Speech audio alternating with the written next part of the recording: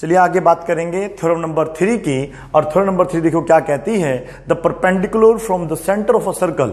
एक सर्कल के सेंटर से यदि हम एक परपेंडिकुलर डालते हैं, कहां पर बेटा, टू अ कोड, एक कोड पर, तो वो परपेंडिकुलर उसे क्या करता है, बाइसेक्ट्स द कोड। तो वो परपेंडिकुलर उस कोड को क्या कर देता है, बाइसेक्ट कर देता है। तो यहां पर कुछ टर्म आ रहे हैं, जैसे कि एक बाइसेक्ट आ रहा है, कोड आ रहा है, परपेंडिकुलर आ रहा है। तो पहले आप मुझे बताइएगा ये परपेंडिकुलर क्या होता है। परपेंडिकुलर क्या होता है भाई, एक आपकी यहां पर एक स्ट्रेट लाइन है, यदि हम यहां पर कोई भी एक ऐसे लाइन खींचते हैं या इस पर ड्रॉ करते हैं जो इसके साथ 90 का एंगल बना रही हो, तो फिर हम कहेंगे कि ये वाली लाइन जो है इस पर क्या है बेटा, परपेंडिकुलर है। समझ में आ गया बेटा। यदि मैं इस लाइन को यहां से उठा के यहां पर खींच दूं इस तरीके से, तो ये लाइन यहां पर आ जाएगी। समझ में आ गया। और जब ये यहां पर है तो लाइन है, लेकिन जब ये सर्कल के अंदर आ गई, दो जगह इसकी बाउंड्री को टच करेगी, तो क्या कहलाएगी, कोड कहलाएगी। समझ में आ गया। तो हमने जो है अभी परपेंडिकुलर तो नहीं खींचा है, लेकिन एक सर्कल की कोड जरूर खींच ली है।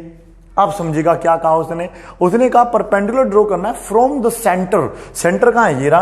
तो अभी हमें सेंटर से क्या खींचना है, एक परपेंडिकुलर ड्रॉ करना है। तो ये हमने सपोज करो परपेंडिकुलर डाल दिया इसके ऊपर। परपेंडिकुलर का मतलब क्या होता है, 90 का एंगल। समझ में आ रहा है बेटा। अगर 90 आपका इधर होगा तो 90 इधर भी जरूर होगा। तो ये कहता है कि जब इसमें परपेंडिकुलर डालेंगे सेंटर से, किस पर, कोड पर, तो ये परपेंडिकुलर जो होगा इसको बाइसेक्ट कर देगा। बाइसेक्ट मींस क्या होता है, बाइसेक्ट मींस होता है two equal parts, to divide, क्या बेटा, टू डिवाइड इनटू, ये सब चीजें आप नोट कर लीजिएगा, आगे बहुत काम आती है बेटा। To divide into two equal parts, ठीक है।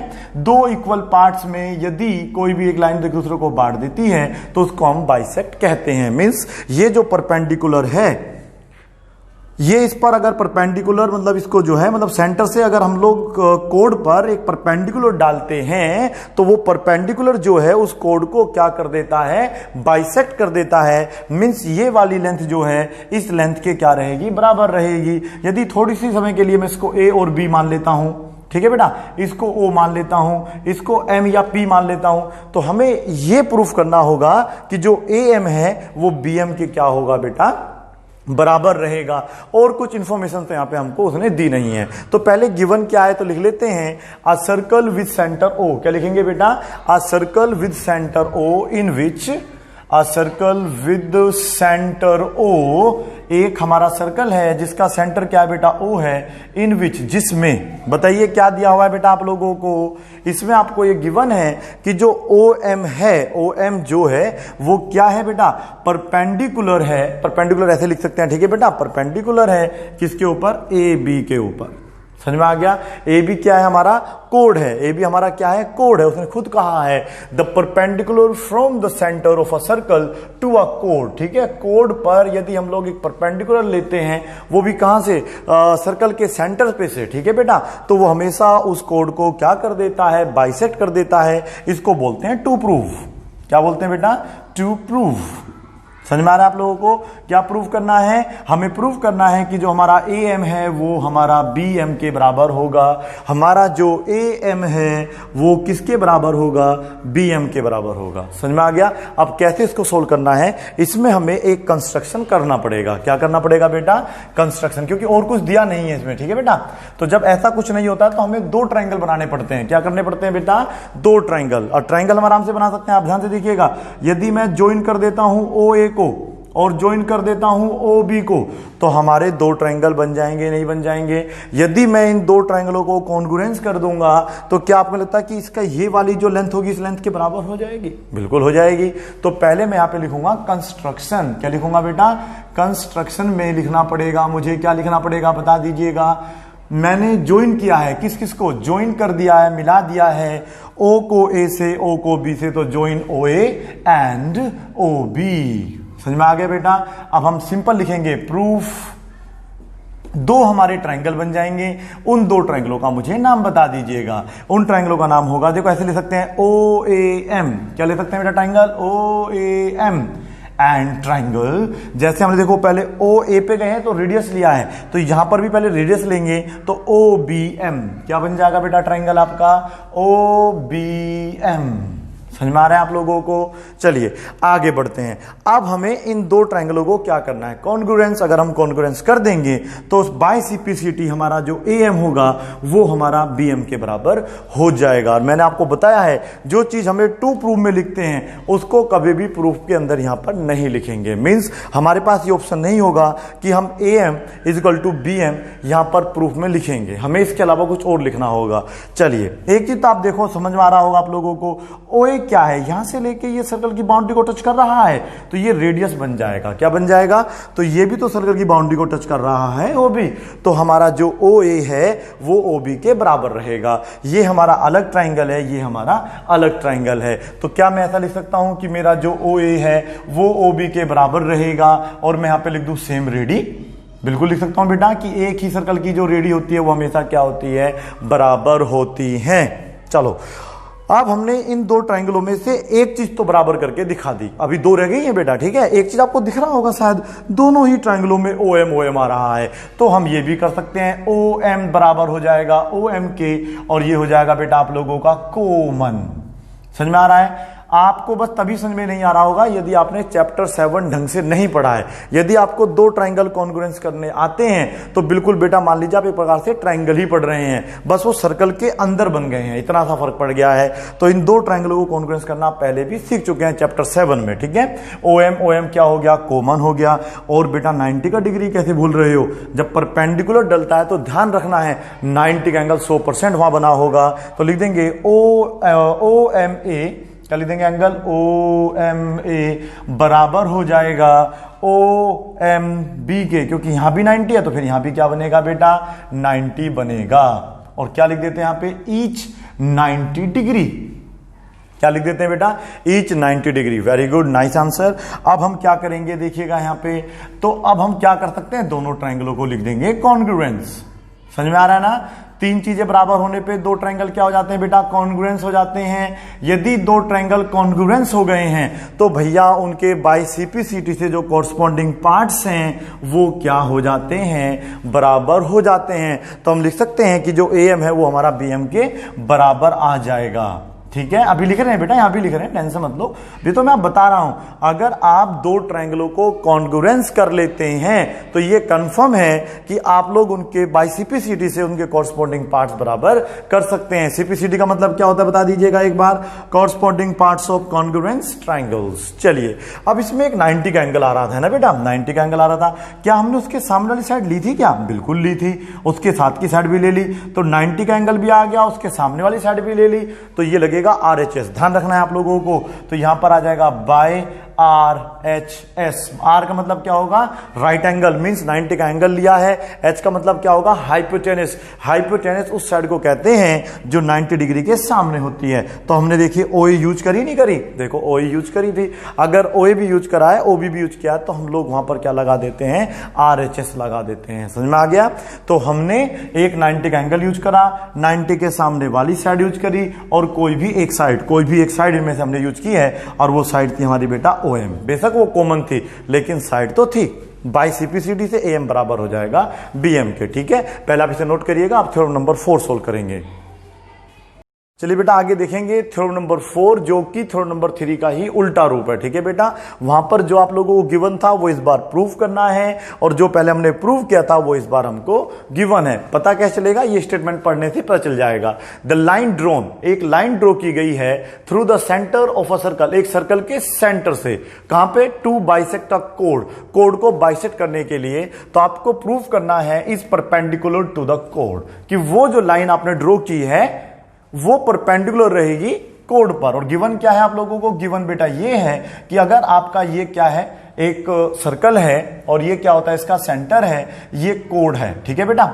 उसने कहा अ लाइन ड्रोन, एक लाइन खींची गई है through the centre of a circle, एक सर्कल के सेंटर से। तो यहां से हमें एक लाइन ड्रॉ करनी है, वो ऐसी भी हो सकती है, ड्रॉ तो हम ऐसे भी कर सकते हैं बेटा, लाइन तो बहुत सारी हो सकती है, लेकिन क्या कहता है सुनिएगा, टू बाइसेक्ट अ कोड, वो लाइन जो है आपकी कोड को क्या करे बेटा, बाइसेक्ट करे, मींस दो भागों में बांटे। तो ये ऊपर को भी नहीं जाएगी, ऐसे भी नहीं जाएगी। अगर हमने कोड यहां मानी है तो लाइन हमारी ऐसे आएगी, ठीक है।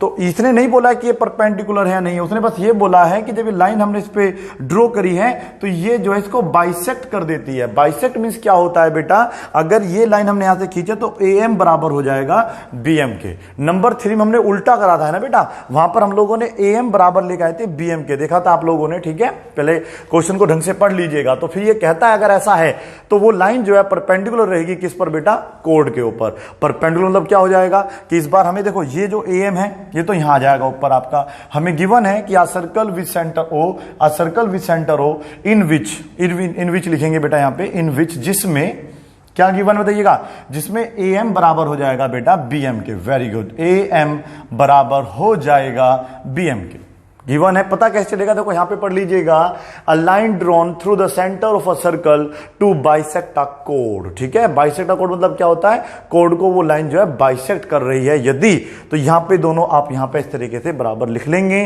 तो आपको प्रूफ करना है कि जो OM है वो परपेंडिकुलर रहेगा AB के ऊपर, ठीक है बेटा। अब ये कैसे करते हैं, अब हमें ये समझना पड़ेगा, ठीक है बेटा, कि हम कब बता सकते हैं, हम कब ये कह सकते हैं कि OM जो है वो AB के ऊपर परपेंडिकुलर है। हम तब कह सकते हैं जब हम ये प्रूफ कर दें कि ये एंगल 90 डिग्री का है, ठीक है, या ये वाला एंगल 90 डिग्री का है। तो ये कैसे करेंगे, तो पहले आप समझ लीजिएगा। तो दो ट्राइंगल तो आपके बनाने पड़ेंगे, तो फिर वही ज्वाइन OA एंड OB, बिल्कुल सेम वही तरीका रहेगा, ठीक है बेटा। तो आपको ये दोनों ज्वाइन करने पड़ेंगे, कर लिए। अब यहां पर दो ट्राइंगल बन जाएंगे, एक बन जाएगा आपका OAM, ठीक है, एक बन जाएगा OBM। क्लियर हुआ इतना, बिल्कुल क्लियर हुआ। तो यहां पर जो है आप देखेंगे OA क्या होगा, रेडियस, OB क्या होगा, रेडियस, तो OA बराबर आ जाएगा OB के। क्लियर हो गया। OM दोनों क्या हो जाएगा बेटा, फिर से कॉमन हो जाएगा। लेकिन इस बार आप ये 90 डिग्री हमको गिवन नहीं है, हमको गिवन था AM बराबर BM। तो इस बार हम लोग क्या करेंगे, इसको यूज नहीं करेंगे। यहां पर आ जाएगा हमारा बेटा AM इक्वल टू होगा BM। हालांकि ये गिवन है, आपको इसमें कुछ भी ज्यादा डरना सोचने की जरूरत नहीं है। तो यहां पे लिख देंगे क्या बेटा, कि गिवन है। क्लियर हो गया। और जब किन्हीं भी दो ट्रायंगलों के 3 पार्ट्स बराबर हो जाते हैं तो वो दोनों ट्रायंगल क्या हो जाते हैं, कॉन्ग्रुएंस हो जाते हैं। RHS से नहीं होगा इस बार, लेकिन ध्यान रखना है, क्योंकि इस बार हमारा 90 का एंगल यूज नहीं हुआ है, हाइपोटेनस यूज नहीं हुआ है, इस बार हमारी 3 साइडें यूज हुई हैं। तो जब 3 साइडों की मदद से हम लोग दो ट्रायंगलों को कॉन्ग्रुएंस करते हैं तो वहां पर लिखते हैं SSS, ठीक है। जब भी दो ट्रायंगल कॉन्ग्रुएंस हो जाएंगे तो बाइसिप्लिसिटी का प्रयोग आप कर सकते हैं, ठीक है बेटा। तो यहां पर हमें AM बराबर BM नहीं दिखाना था, हमें तो ये दिखाना था कि ये एंगल जो है इस एंगल के 90 डिग्री के बराबर है। तो ऐसे पता नहीं चलेगा, हाँ ये पता चल जाएगा कि ये वाला जो एंगल, सुन लीजिएगा मैं ध्यान से क्या कर रहा हूं, मैं यहां पर एंगल 1 मान रहा हूं, यहां पर एंगल 2 मान रहा हूं। तो आपको क्या लगता है, यदि ये दोनों ट्रायंगल कॉन्ग्रुएंस हो गए हैं तो क्या एंगल 1 जो होगा एंगल 2 के बराबर नहीं होगा? क्या एंगल 1 बराबर होगा 2 के? बिल्कुल होगा। देखो ना बेटा, 90 के साथ देखो, ये इस लाइन के साथ इधर है उधर है, तो सिंपल सी बात है। तो एंगल 1 जो होगा एंगल 2 का कोरस्पॉन्ड होगा, क्योंकि हम दोनों ट्रायंगलों को पहले ही क्या कर चुके हैं, कॉन्ग्रुएंस कर चुके हैं। Very good. क्या इससे प्रूव हुआ कि 90 डिग्री आ गया? नहीं, इससे प्रूव नहीं होगा। अभी इसमें आपको कुछ और भी करना होगा, ठीक है बेटा। क्या करना होगा देखते हैं। आप मुझे बताइएगा, ये आपने पढ़ा होगा चैप्टर 6 में, लाइन्स एंड एंगल्स में लीनियर पेयर ऑफ एंगल पढ़ा होगा। एक लाइन ऐसे करके स्ट्रेट लाइन होती थी, अब लाइन हम चाहे ऐसे डालने चाहे कहते भी, तो ये दोनों एंगल जुड़ के कितना हो जाया करता था बेटा, 180 हो जाया करता था। तो हम यहां पे लिख देंगे कि बेटा यहां पर जो है लिख देंगे AMB is a straight line. क्या लिखेंगे बेटा, सिंस, क्या लिखेंगे बेटा, AMB is a straight line.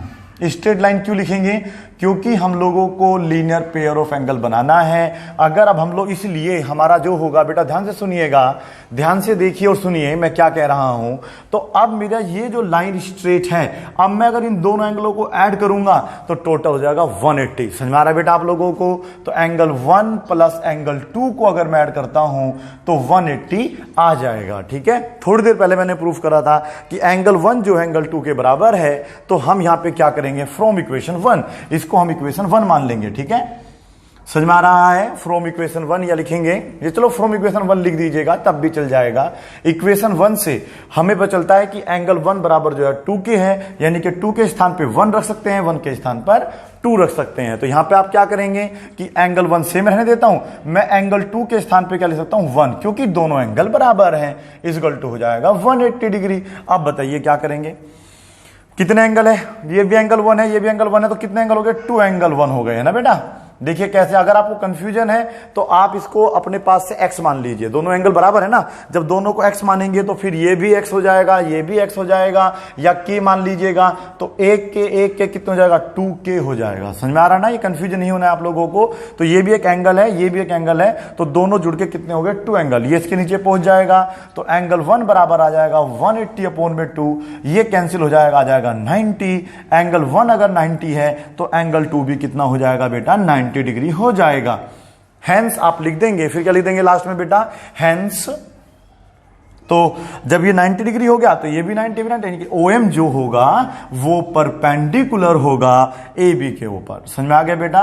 तो थ्योरम 1, थ्योरम 2, थ्योरम 3 और थ्योरम 4 अब आपकी कवर हो गई। ये बेसिक नॉलेज है, ये आप क्लास 8, 9, 10, 11, 12 तक बिल्कुल आराम से पढ़िएगा, कॉम्पिटिटिव एग्जाम में भी आपके काम आएगी। Thank you so much for watching this video. Bye bye and take care, keep practising.